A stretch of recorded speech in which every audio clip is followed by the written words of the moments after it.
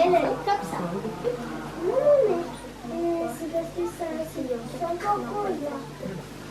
Enfin, le chiffre qu'il y a ici, il y a pas de gauche, et quand vous donnez le chiffre qu'il y a dans la gauche, c'est pas... Mais dans 7 ans, j'aurai quel âge? J'ai 20 ans. Ah. J'ai 8 ans. Plus 7. Et bah calcule toi-même. Attends. 8 plus 7. Ça fait combien?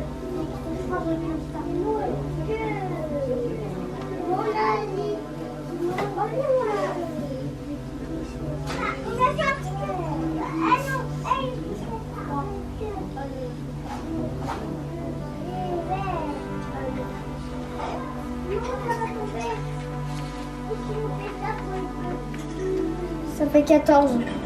Donc dans 7 ans, j'aurai 14 ans. Et dans 7 ans, j'aurai du coup 1 an de moins. Donc 14, tu auras 13 ans.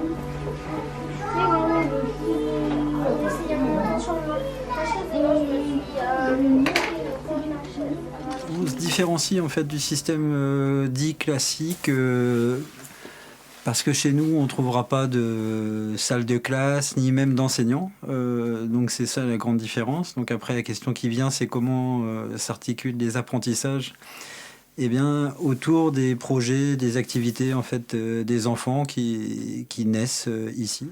Lui c'est Big, elle c'est Pêche, lui c'est Terre et lui c'est Farine. Là c'est Nature, là c'est... Ce qui est cool, c'est qu'on apprend aussi dans cette école. En même temps, on n'est pas obligé de rester sur une table toute la journée. On doit faire de l'animation, de l'écrire, de la lecture de la journée au moins. Dans le groupe 3. Ouais. Aussi. Ouais. Dans le groupe 2 aussi. Ouais.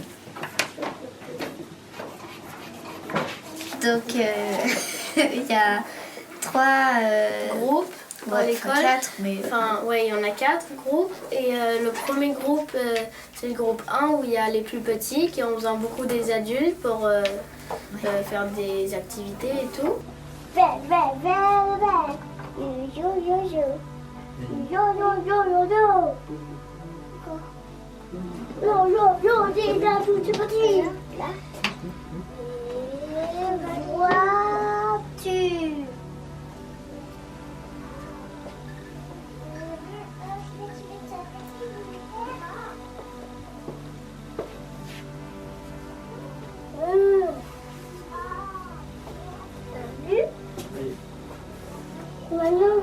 Maintenant, vous dites yo. Après, il y a le groupe 2 qui doit faire les rituels et tout dans les temps, parce qu'il y a 4 temps. Donc il y a le temps pêche aux infos de 9 à 10 heures.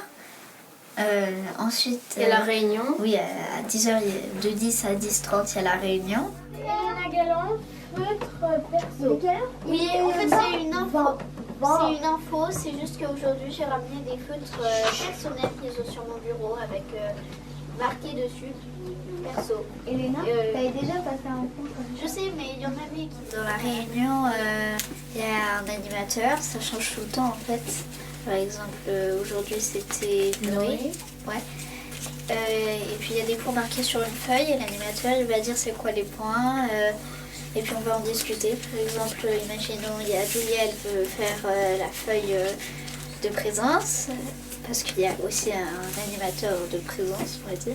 Enfin, quelqu'un qui s'occupe de la feuille de présence pour dire s'il y a des besoins d'absence, s'il y a des gens qui partent à telle heure, s'il y a des gens qui n'ont pas marqué leur heure et qui sont pourtant là, etc.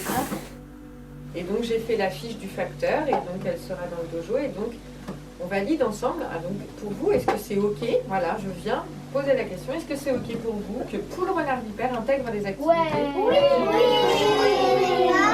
Chaque grand temps s'ouvre par un rituel. Donc, ce qui nous permet, nous, de nous assurer qu'il y a un petit peu de lecture, d'écriture et de mathématisation chaque jour. Et donc, à 9h, ils arrivent ici, il y a la lecture. Ensuite, à 10h30, il y a un atelier d'écrit, envisagé plutôt sur l'angle de la création, c'est-à-dire ils écrivent ce qu'ils veulent à ce moment-là, ce qui suppose de vouloir quelque chose, ce qui n'est pas évident pour tout le monde. Et puis ensuite, le dernier rituel, c'est à 14h, le rituel d'énumération, où ils utilisent les fiches qui ont été élaborées par le mouvement Freinet. Donc ils travaillent aussi en autonomie en fait, sur l'utilisation de ces fiches. En fait, là, Là, il y a des nombres.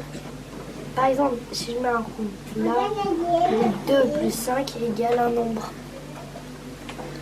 Et après, dans le groupe 3, on peut faire le rituel quand on veut. Donc, on peut faire, par exemple, le matin, on fait notre rituel de numération. Et après, l'après-midi, on peut faire le rituel de lecture. En fait, on n'a pas besoin d'avoir des rituels. On fait juste, faut juste que dans notre journée, on fait de la numération, de l'écriture et de la lecture. Ouais. Par exemple, là, j'ai toujours pas fait mon écriture. Il faut que j'y pense.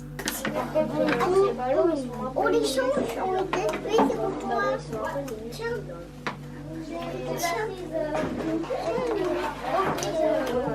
C'est pour toi. Merci beaucoup. On verra.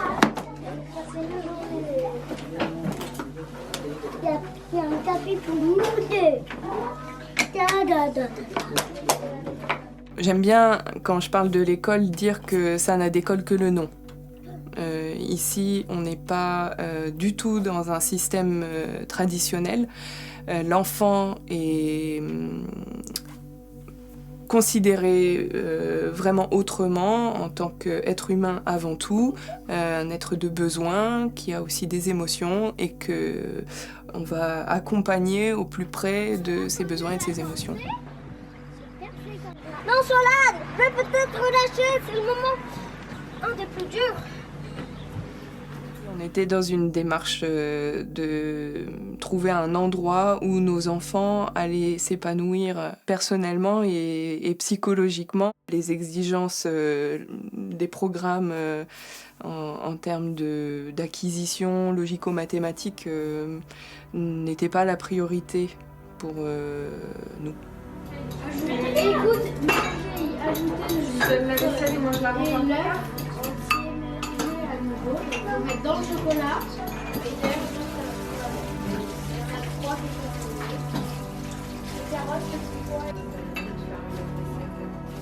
Plus profondément, en fait, qu'est-ce que l'école cherche à travailler? Pour moi, je dirais que c'est la question de l'autonomie.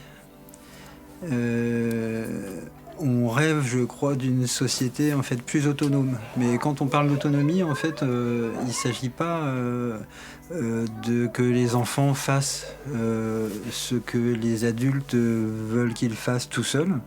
Profondément, en fait, l'autonomie, c'est plus comment quelqu'un est en contact avec ses forces intérieures, en fait, son énergie de vie. Est-ce que l'autonomie, c'est être gouverné par ses propres lois. Et ça ne veut pas dire qu'on ne suit pas les lois en vigueur dans le pays ou dans l'endroit dans lequel je suis. Au contraire, en fait, être gouverné par ses propres lois intègre les lois dites extérieures à lui-même. Et voilà, donc c'est un projet, on peut dire, d'émancipation en fait, des individus. Je crois que le monde s'en sort mal aujourd'hui parce qu'il n'y a pas suffisamment de conscience, il n'y a pas suffisamment de responsabilité de la part des individus parce qu'ils n'ont pas appris en fait, à être en lien avec eux-mêmes. On ne peut pas apprendre à se responsabiliser, on ne peut pas apprendre à être responsable si nous ne sommes pas en situation de responsabilité. En fait. C'est quelque chose qui se pratique, c'est pas quelque chose qu'on peut apprendre. On ne peut pas faire un cours de responsabilisation. Les idées n'auraient aucun intérêt en fait.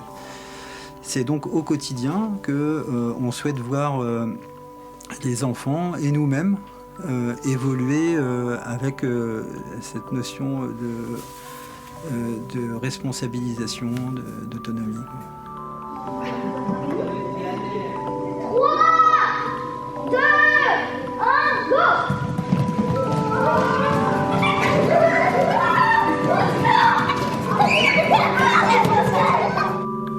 C'est quoi le moment de la journée que préférez parce que du Moi, coup, en c'est fait, le ça, temps ça- créatif. L'activité créative. Ouais, parce que j'aime bien créer. Bah, moi, c'est tout le temps en fait, parce que je suis dans le groupe travail, je peux faire un peu l'activité créative tout Ah le bah temps. oui, moi c'est. Moi, Mais sinon, si je serais en groupe 2, ce sera le temps créatif.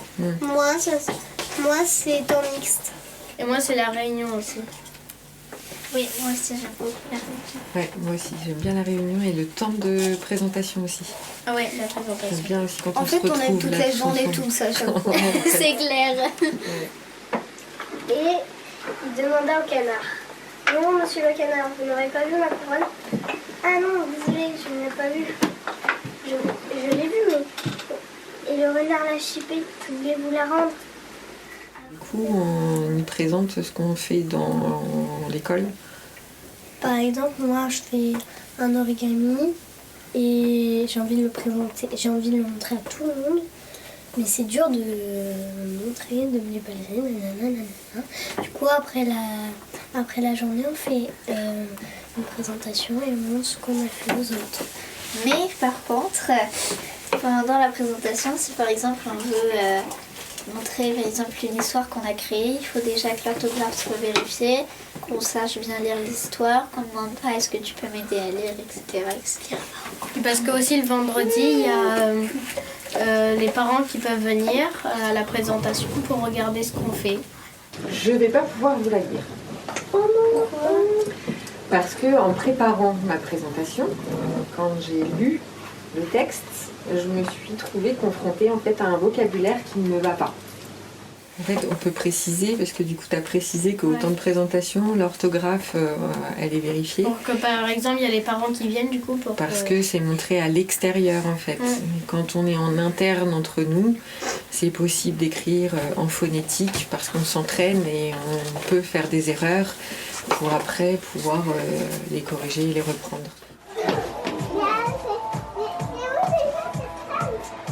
Milo, c'est pas ça là.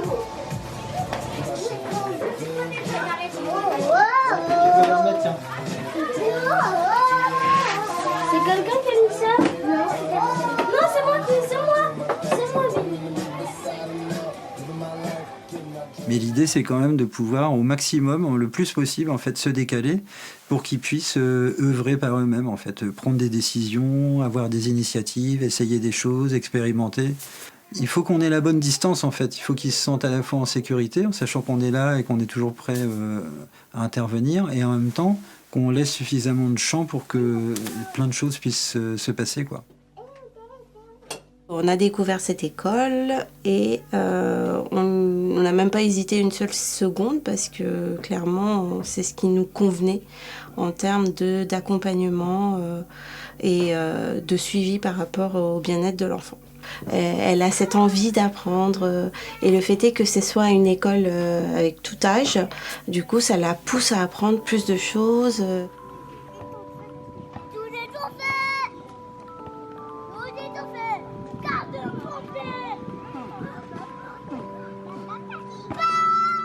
Une fois que la structure est bien en place, en fait, tout le monde a la maîtrise en fait des règles, puisqu'il participe à l'élaboration des règles dans l'essentiel du temps. Et donc, ça se fait. Donc, il y a beaucoup de solidarité, même si on n'est pas là. Il y a des infirmières, tout le monde s'occupe de tout le monde, en fait. Hein. Et parfois, c'est pas simplement les plus grands qui s'occupent des plus petits. En fait, on voit bien la fonction en fait des plus petits aussi vis-à-vis des autres, qui leur donne l'occasion, par exemple, de pouvoir contribuer, en fait, de pouvoir aider, de pouvoir soutenir.